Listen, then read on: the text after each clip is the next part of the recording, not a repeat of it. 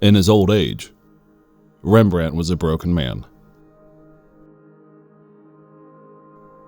He had moved from the toast of the town to the other side of the tracks.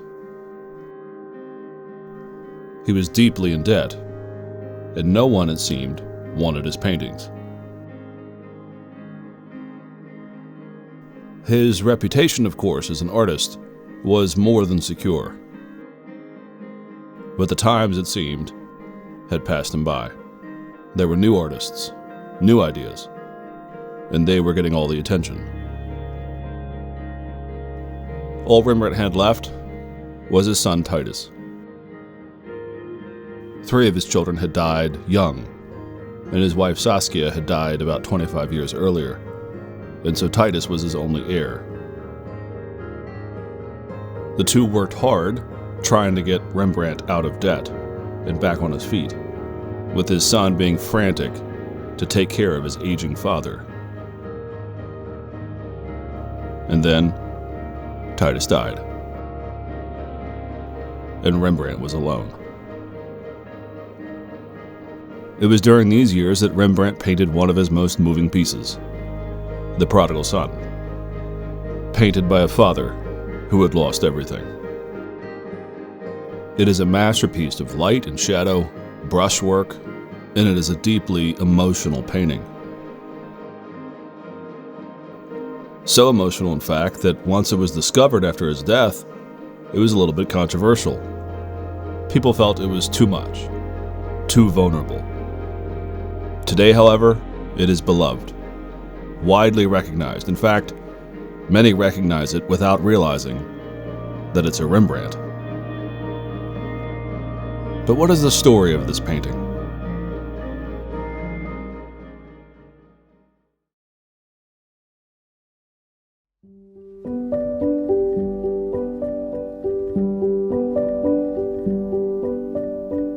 Rembrandt is today remembered as one of the great masters in the history of art. His use of light and color is so memorable that today, photographers and cinematographers still refer to a style of lighting as Rembrandt lighting. It is a full light on half the face and then a reflected light on the other half. It creates this sense of tone and shadow in the face that just makes a pleasing portrait. Rembrandt did that with his brushes. He was born in 1606, at a time when the church ruled with an iron fist. But it was also a time when Amsterdam was the epicenter of global trade and culture. And it was there that a young Rembrandt emerged not just as an artist, but as a revolutionary. It was the Dutch Golden Age, though some historians don't like that term today. But in the world of fine art, Rembrandt was not the only master. Others, like Vermeer and Hals, were also painting, and there was this explosion of Dutch painting, second perhaps only to the Renaissance in Italy. You see, the Netherlands at this time was experiencing an economic boom. Energy resources were cheap. Seafaring technology had finally gotten to the point where ships could go around the globe. And advancements in science and technology were increasingly common. And so money poured into the new republic. And with money comes a desire for the finer things. Rembrandt himself, it seemed, had been destined for painting. He had attended a Calvinist Latin school up until the age of 13, at which point he enrolled at the University of Leiden. Whatever his father wanted for his life, Rembrandt soon took an interest in painting. And it was there that his real talent began to shine. In fact, by the age of 21, despite rejecting the habit of most artists of traveling to Italy to study the Renaissance firsthand, Rembrandt had already opened up his own studio in Leiden and was taking students. His own work soon caught the eye of very, very important clients, including Prince Hendrik. And after this initial success, he moved his shop to Amsterdam. There he met his wife Saskia, they married, and before long, they were an Amsterdam power couple, preeminent leaders in the bustling art world of the Netherlands.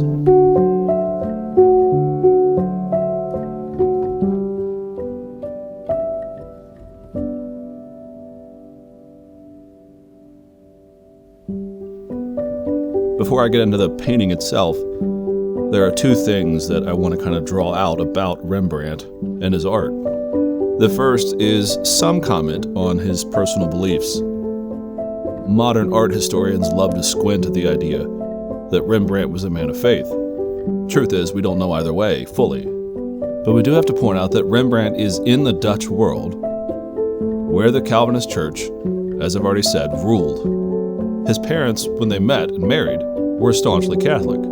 But after the Civil War that divided the northern Reformed regions of the Netherlands from Catholic Belgium to the south, the young couple had married and emigrated to Leiden. Rembrandt, in other words, would have been very familiar with the before and after. And he was a teenager, in fact, when the Arminian controversy erupted and as many as a third of the pastors were forced to step down. The truth is, we know very little about Rembrandt's personal beliefs.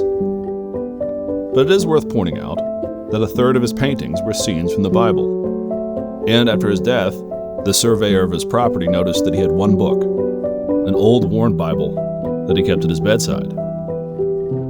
There's something more to Rembrandt when he approaches biblical stories than just an artist who has a commission. He seems to want to get into the story, into the message, more so than I think often is given credit. The other factor is that being part of the area of Amsterdam, ruled, as I said, by Calvinists, it is a bit strange that he did so much religious art.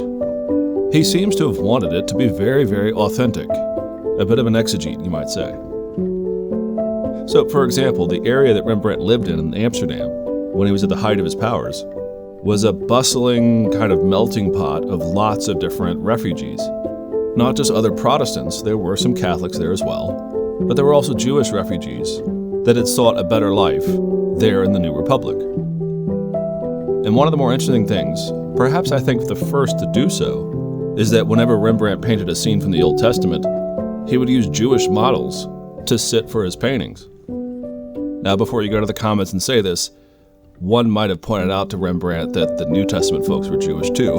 But the point is, Rembrandt's instincts were to take the subject matter seriously. And one step beyond that, not only does he take seriously the subject of who's sitting for the painting, but he has a unique angle whenever he does a portrait or a scene from the Bible to not simply get lost in metaphor.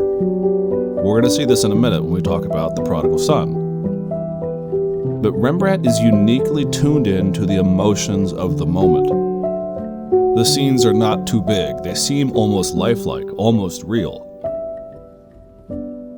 And in that sense, Rembrandt's biblical art stands out in unique contrast from his day. If he's trying to get us to see anything, he's trying to get us to see the real and the emotional things that are at work in these stories. We might say today, he wants your heart, not just your head. And I'll discuss this in future videos. I'm going to do more videos on Rembrandt. I just like him that much. But for now, just realize that Rembrandt's tone, Rembrandt's focus, when he's looking at the Prodigal Son, is unique for his day. He wants us to enter into the scene with our emotions, with our intuition. Okay, back to the Prodigal Son painting. The story of the Prodigal Son is well known, but we should cover it just to make sure we're on the same page. It comes from the Gospel of Luke, and it's a story told by Jesus. In it, a wealthy father has two sons. One is obedient and follows all the rules of his father, and the other is rebellious. The rebellious son asks for his inheritance so that he can leave and go spend it how he wants. Now, that would be a bananas request today. In the ancient world, it's tantamount to saying, I would rather you were dead, Father, and I never want to see you again. This is more than a slap in the face. This is a son abandoning his father. The son leaves, blows his inheritance on all the wildest of adventures, and ultimately he winds up penniless, living as a homeless man. The story is embellished by the fact that he's eating the pig slop, the pig food, because he had nothing for himself.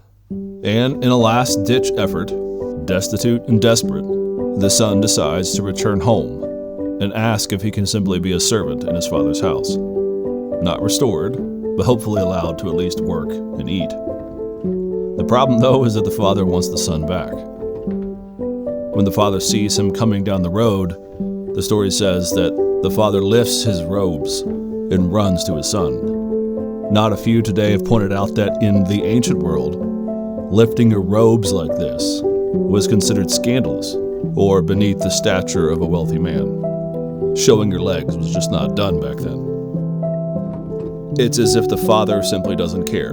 To hell with protocol, I want my boy back. And the father embraces the prodigal son with all the love that he has. But there's one problem. The older brother, the so-called good one, who's kept all the rules, he isn't satisfied and wants vengeance. He feels better having kept the rules, and he wants a steeper price to be paid before his brother can receive love, if that is, he even deserves love again at all. But the father rebukes the older brother for his lack of love, and he says, no, we're going to feast. We're going to celebrate that your brother who was dead is back, and he doesn't have to earn it, and there's no hoops that he has to jump through to still be my son. So that is the inspiration for Rembrandt's Prodigal Son. But it's worth pointing out, this painting is not the first time that Rembrandt has painted the Prodigal Son. In 1635, when he was at the height of his powers, in fact, Rembrandt painted another one called The Prodigal Son in the Brothel. The painting is actually a bit provocative. Ostentatious clothing, the hand around the prostitute's waist, and the comically large beer glass really stand out. The haze and drunken eyes are unmistakable. All framed at the bottom of the painting by the sword of nobility that still hangs at the prodigal's waist. This is a prince gone slumming, ruining his life. And there's two things to see in this painting. This is not just the prodigal son before his downfall, a scene that would bring its own reflection and its own lesson, you might say, if we were to explore that. You see, this is also a somewhat ironic self-portrait by Rembrandt. In fact, it is literally a self-portrait. The face is Rembrandt's. And I wish we could ask him point blank why he made himself the prodigal son here, but perhaps the answer is simple. He sees himself a bit as a prodigal. But it goes deeper. The woman on his lap is his wife Saskia. Painted when they were both wealthy and living in the vibrant part of town, partying and drinking and having Rembrandt's work be celebrated throughout the city, it is a somewhat prophetic painting. In only a few years, Saskia would be dead, and Rembrandt would be on the road to debt and ruination. So Rembrandt seems especially tuned into this subject of the prodigal son. The lavishness, the drunkenness, the debauchery, all before the prodigal son needs the love, is something that as a younger man, Rembrandt felt inspired to show. Okay, back to the prodigal son itself. The painting today is in St. Petersburg, Russia, in the Hermitage Museum. But it's important to see that the scene is a moment. You see, for most of art history, particularly in Rembrandt's day, the story of the prodigal son is always done metaphorically. I think by modern sensibilities, it's a bit overdone. For example, what the heck is this poodle doing in the foreground? But more generally, the artistic approach to painting the prodigal son was always more about the lesson. Lots of symbolism, lots of opportunity to study and learn. Rembrandt's is different. As we've already said, he was now alone. He had lost a son, lost 4 children in fact, but his son that was his heir had recently passed. And as we've already mentioned, Rembrandt saw himself in the brothel as the prodigal son, at least in some way. You might say that Rembrandt intuits both sides. The son who needs to come back, and the father who misses his son. And so what we have here is not a lesson. It is a moment, a deeply personal moment. A few things stand out. First of all, a couple of small things. Rembrandt has painted Mom into the picture. She's not part of the original story, but he wanted Mom in the background, and he paints her there in the shadows. Secondly, the older brother, draped in the same robe as his father, almost in a mimicry, almost in a I am of equal stature, I am the good one, stands there with his cane, which was a symbol of his authority, and he looks on with displeasure. It's important to note, though, just how delicately Rembrandt has rendered this. There is not open disgust on the older brother's face. In fact, if you were to look at this normally, you might mistake this as something solemn. In fact, I've come across at least one art historian who thinks that this is some kind of witness to the moment. But this is clearly the brother. He is wearing the same robes as the father, and he's looking on with disapproval, with his hands folded. Rembrandt has done an amazing job here of suggesting the inward struggle within the older brother. Once you know the story, the face is unmistakable. He's not happy. Seeing his brother weep, seeing his brother broken, seeing his brother penniless, losing everything, it looks as if he's just about to turn his back. Very, very well done. Secondly, the prodigal himself. No one in Rembrandt's day painted the prodigal in such a broken way. His clothes are hanging off of him. There's a dagger at his hip, symbolizing either the little fragment that's left of his nobility, but also of the struggle he had outside of his father's house. The shoes are especially important.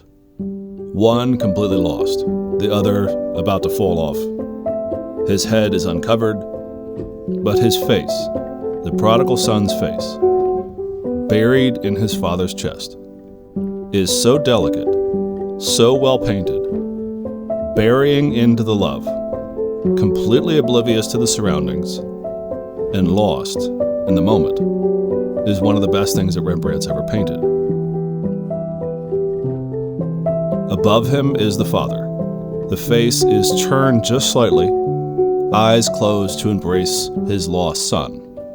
The fatherly robes, in fact, surround the son. They come from the father, off of his shoulders, and they come down and, as it were, veil the son. And the tattered clothes of the prodigal are now being draped by the robes of the father. Also in art, always notice the hands. Henry Nouwen pointed this out as well. The two hands stand out in contrast. One hand, the right hand on our perspective, the father's left hand, appears a little bit more masculine. It appears to be pulling the son towards him. It is grabbing his shoulder. You can see the veins in it. You can see the strength in that hand as he's saying, "Come here, my son." The other one rests a lot more delicately in the middle of his back as he soothes the son in the middle of his anguish. And lastly, the foreground, the scene as we're supposed to see it. The older brother off to the side, and this moment of love is bathed in light, everything else in shadow, so that above all, you don't miss the father's love.